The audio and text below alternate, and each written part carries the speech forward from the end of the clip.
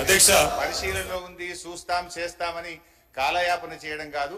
ఒక ఖచ్చితమైన తేదీని ఈ సభ ద్వారా ఆర్టీసీ కార్మికులకు చెప్పాలని మీ ద్వారా గౌరవ మంత్రి గారిని కోరుతా ఉన్నా. క్వశ్చన్ నంబర్ టూ, యూనియన్ పునరుద్ధరణ చేస్తామని మీరు హామీ ఇచ్చారు. ఆ యూనియన్ పునరుద్ధరణ ఎప్పట్లోగా చేస్తారు? ఈ మధ్య మాకున్న సమాచారం ఏంటంటే ప్రభుత్వం నుంచి యూనియన్ పునరుద్ధరించేది లేదు అని మీరు ఉత్తర్వులు ఇచ్చినట్టుగా మా దృష్టికి వచ్చింది. మీరు ఉత్తర్వులు ఇచ్చారా లేదా? ఇవ్వకపోతే ఎప్పట్లోగా యూనియన్ పునరుద్ధరిస్తారు? క్వశ్చన్ నంబర్ 3, ఆర్టీసీలో చనిపోయిన కార్మికులకు గతంలో మా బీఆర్ఎస్ ప్రభుత్వం ఉన్నప్పుడు చనిపోయిన పిల్లలకు వెంటనే పర్మనెంట్ ఉద్యోగం మేము ఇచ్చేవాళ్ళం. కానీ మీ ప్రభుత్వం వచ్చిన తర్వాత ఆ పర్మనెంట్ ఉద్యోగం అనే నిబంధన తీసేసి బ్రెడ్ విన్నర్ స్కీమ్ అనే స్కీమ్ పెట్టి కన్సాలిడేటెడ్ పే కేవలం 15,000 రూపాయల జీతం ఇచ్చి 3 ఏళ్లు మీరు 15,000 జీతానికి పనిచేస్తే అప్పుడు పర్మనెంట్ చేస్తామని చెప్పి ఇలా చనిపోయిన కార్మికులకు మీ ప్రభుత్వం అన్యాయం చేసిన మాట వాస్తవమా? ఇది ఎందుకు తెచ్చారు? గత ప్రభుత్వం లాగా చనిపోయిన కార్మికుల పిల్లలకు వెంటనే రెగ్యులర్ ఉద్యోగం ఇవ్వాలని అడుగుతా ఉన్నాను. నంబర్ 3. క్వశ్చన్ నంబర్ 4, గౌరవ ముఖ్యమంత్రి గారు, మంత్రి గారు నెక్లెస్ రోడ్లో ఆర్టీసీ కొత్త బస్సులు, మా ప్రభుత్వం ఆర్డర్ ఇచ్చిన బస్సులు వస్తే జెండా ఊపిండ్రు. చాలా సంతోషం. Government is a continuous process. అయితే ఆ జెండా ఊపిన సందర్భంగా కార్మికులకు ఒక 300 కోట్ల చెక్కు చూపించారు ముఖ్యమంత్రి గారు. ఇగో మీ కార్మికులకు పిఆర్సీ బకాయిల 300 కోట్ల చెక్కు విడుదల చేస్తున్నా అని ముఖ్యమంత్రి గారు బకాయిలు ఇస్తున్నామని చెక్కు చూపించారు.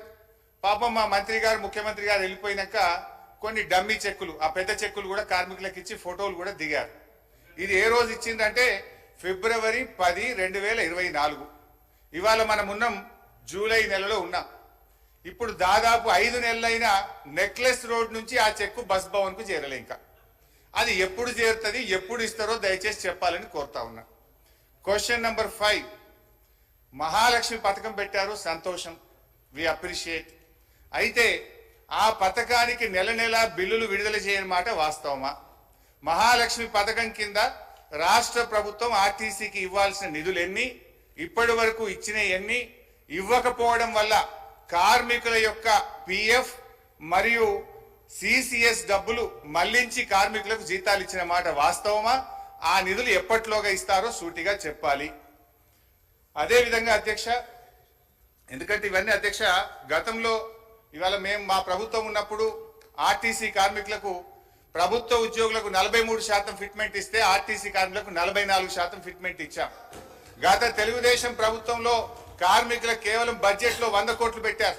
కాంగ్రెస్ ప్రభుత్వం 200 కోట్లు పెట్టింది. కానీ మా ప్రభుత్వం 1000 కోట్లు, 1500 కోట్లు, 1500 కోట్లు బడ్జెట్ లో పెట్టి ఆర్టీసీ సంస్థను మేము కాపాడాలి.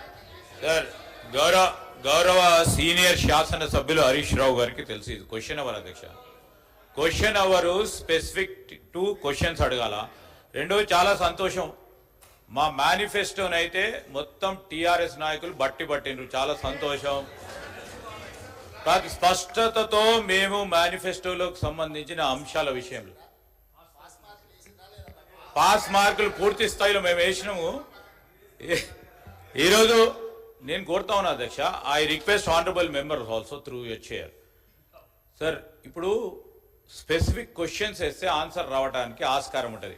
వారు సీరియస్గా డిబేట్ మొదలు పెట్టిన అధ్యక్ష. 10 క్వశ్చన్స్ ఉన్నాయి, మీరు 11 o'clock వరకే సమయం ఇచ్చిండ్రు, 11 గంటల వరకే సమయం ఇచ్చిండ్రు. మీరు మంత్రులు కూడా మాట్లాడాల్సి ఉంటుంది కదా అధ్యక్ష.